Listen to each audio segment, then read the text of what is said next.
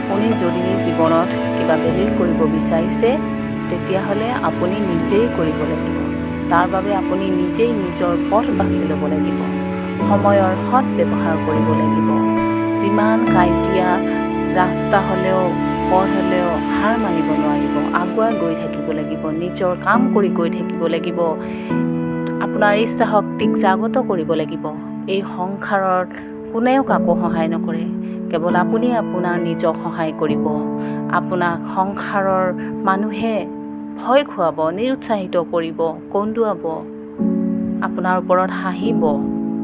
আপুনি আগবাঢ়িব লাগিব নীৰৱে সিংহৰ দৰে। প্ৰতি সময়তে আপোনাক এই মানুহে নতুন ৰূপ দেখাব।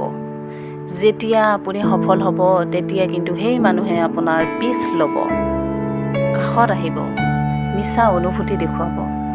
সকলো বাধা বিঘিনি জয় কৰিব লাগিব। আপোনাৰ টেলেণ্টক আপুনি চিনাক্ত কৰিব লাগিব। তাক উপযুক্তভাৱে ব্যৱহাৰ কৰিব লাগিব। আপোনাৰ দুৰ্বলতাক শক্তিশালী কৰিব লাগিব। দুৰ্বলতাক কেতিয়াও বাধা হিচাপে নাভাবিব। সেয়া আপোনাৰ দুৰ্বলতা নহয়, সেয়া আপোনাৰ এটা টেলেণ্ট।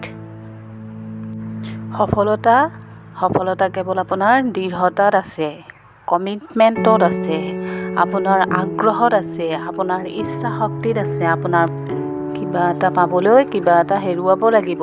আপুনি হাঁহিব লাগিব, কান্দিবও লাগিব, কষ্টও খাব লাগিব। এনেকৈ শাৰী শাৰী আপুনি জিকিব লাগিব। আৰু শাৰী শাৰী জিকাৰ তৃপ্তিয়েই বেলেগ, আমেজেই বেলেগ।